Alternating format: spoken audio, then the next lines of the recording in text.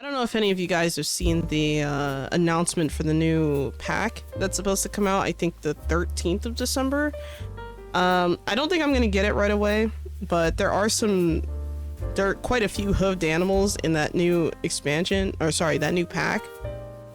Yeah, Saiga's on there. Saiga's really weird. I saw that, and we also get Wolverine and Saiga, Wolverine, some kind of forest hog or pig or something, and then you had like, muted swan. That's a weird one. I did not expect to see muted swan on there. I was like, people have those in zoos? Like, I'm pretty sure I've seen them in like ponds. So I wonder if that's actually like a thing, or if it's like a thing in zoos like in other countries or something, because I've seen, like, I don't know, like I see a swan to me is a swan. Like I didn't realize it was called a muted swan, so that was kind of interesting. But I don't know, it's kind of exciting in a way, because now we have another like aquatic, like I guess you could say semi-aquatic bird. So that's exciting, but it wasn't really something on my list of hopes. So it was kind of weird. I'm not against it. I think it's fine, but I really wonder, like, do any zoos actually carry this animal in their habitats? Because that's the first time I'm seeing that, and it kind of surprised me, to be honest with you. Gaming Awards chat is always super childish people. I mean, it's going to appeal to everyone, right? Like because you have to remember, there are games that are like marketed to children that are also like in the running for some of these awards, so I guess it makes sense. Just let me know if anything interesting happens. I swear to God, guys, if Hi-Fi Rush does not win, I'm gonna be fucking fuming. Like, best music game 2023. And I just played some Rhythm Sprout. Rhythm Sprout is not bad, but do I rank it as high as Hi-Fi Rush? No. Is it really good? Yes. Do I think it's fun? Yes. But is it as good? No. I think that Hi-Fi Rush was actually my favorite game this year, that came out this year. I don't say that very easily, so I think that that's saying something. Przewalski's horse. I've been wanting to add these for like a while.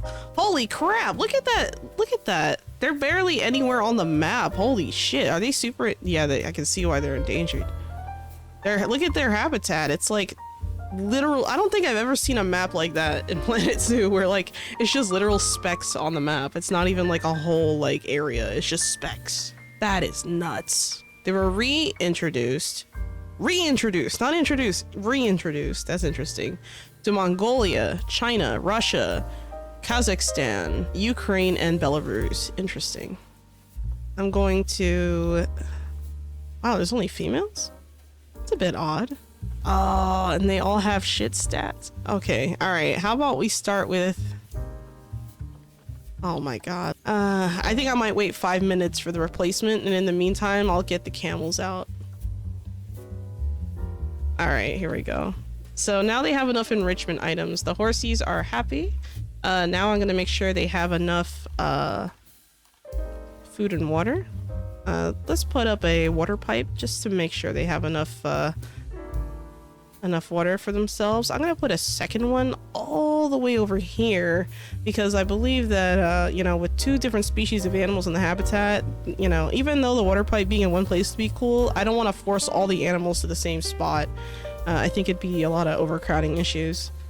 Okay, looks like the research is completed for Red River Hog. Perfect timing. So I'm just gonna move my vet over here to do research for the horses. And then I'm also going to add, now that the horses are situated, I'm going to add the camels and see if I can get all 4 camels living their best life in this habitat. Alright, what's wrong with the habitat? Oh, okay, so too much long grass. They need some sand. Can these guys handle sand? I'll put as much sand as the horses can tolerate. How are these two animals going to be okay next to each other when their habitats are so different? That doesn't make any sense. So they need less rock. I know the guests are going to complain about this. They're going to be like, oh my god, Why is it that the thing is that? Oh my god. Blah blah blah blah blah. There's too much grass. There's too much sand. I'm just gonna be like, shut the fuck up. I think this is as good as we're gonna get it with these camels and horses in the same habitat. Oh, the bongo's about to have offspring? Okay. Can you see a baby bongo? I want to see a baby bongo. Come on. Alright, I'll just speed up a little bit. Okay. Regular speed. Oh, that baby! Oh my god, look at the baby! Oh, look at that face! Oh my goodness! So cute. So cute. Oh my god. That's adorable. He's a baby. Alright. Now that the baby distraction is gone, I'm gonna hire a couple more. Oh.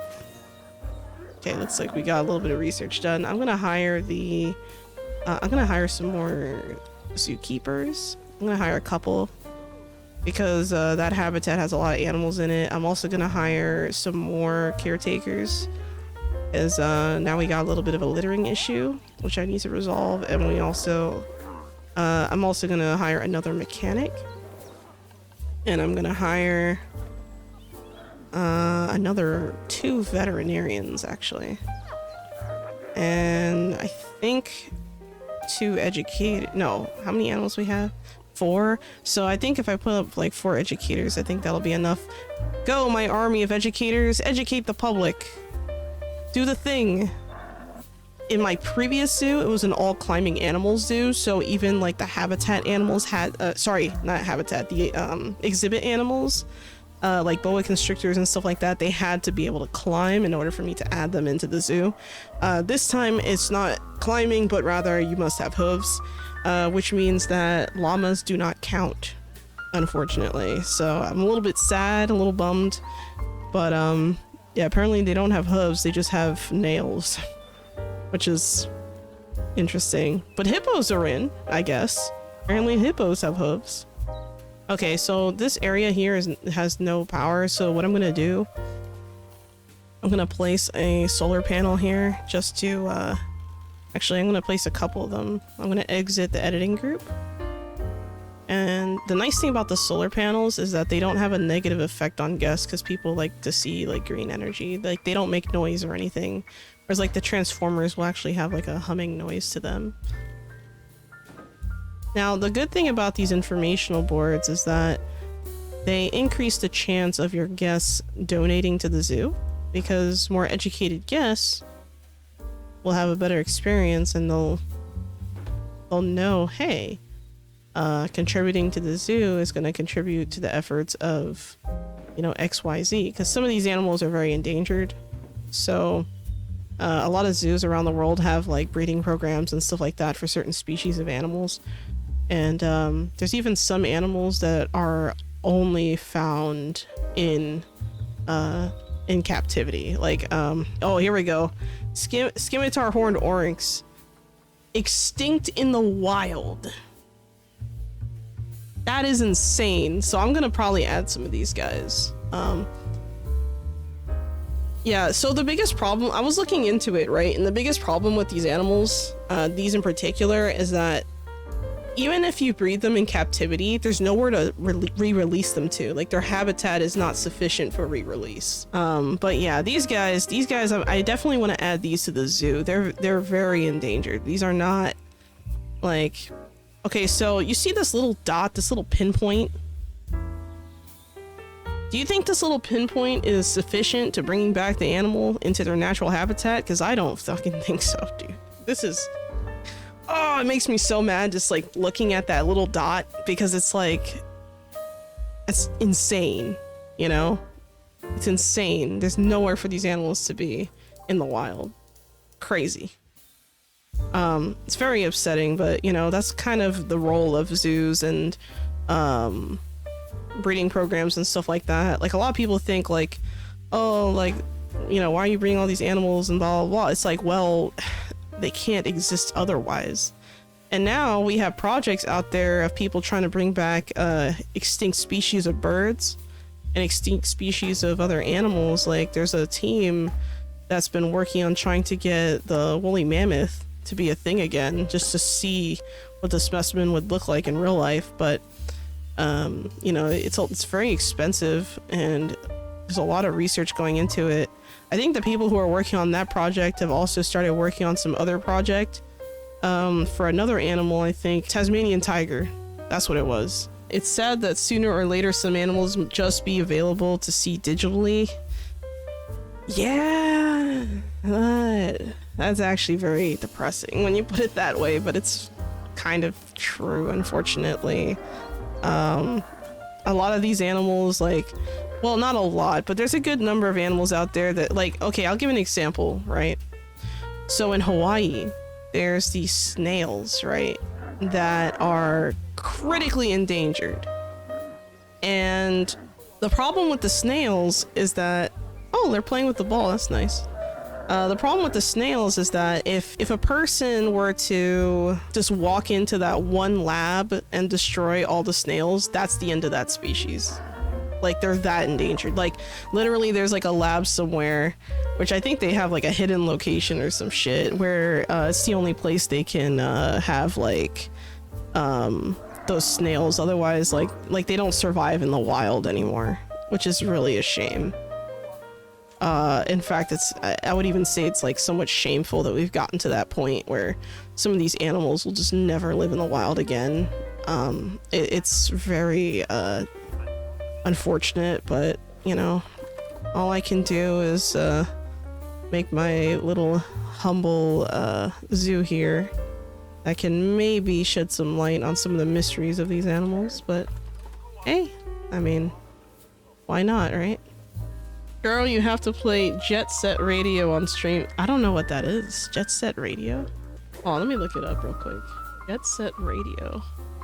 Developed in response to the team's disappointment with the abundance of sci-fi and fantasy Sega games. Jet Set Radio received acclaim and is considered one of the better games of the decade for its graphics, soundtrack, and gameplay. Interesting, okay. Kind of like Tony Hawk games, but with rhythm and music. Ooh. Ooh. Alright, I'll look into it. I'll look into it. Oh, look at that baby. They're always running away. What's with these, like, camels, like, these camel babies, like, having, like, a running start outside of the womb? Like, what is this? Oh my god. I want baby horsies. Ah! They're all females again! I'm gonna, like, lose it, guys. Like, literally no male horses. I'm freaking frustrated right now. I have all these like females but no like males, so it's just like I have to keep buying females to keep the habitat populated, which is gonna suck and be very expensive. It's kind of fun to watch, honestly. It's great. Oh, I'm glad to see that. Let's see if I think a half hour has passed, right? Damn, more females. Still no, god damn it. We still can't find a stallion for these horses. I don't think we're gonna get babies anytime soon, and these horses are just getting older and older, so that's kind of concerning. Hey, yeah, fuck yeah, if I rush best audio design. Woo! Okay, alright, enough cheering. But it better fucking win best audio design. Because if it didn't, I'd be like flustered. Like, how does like a rhythm game not win an audio design? Anyway.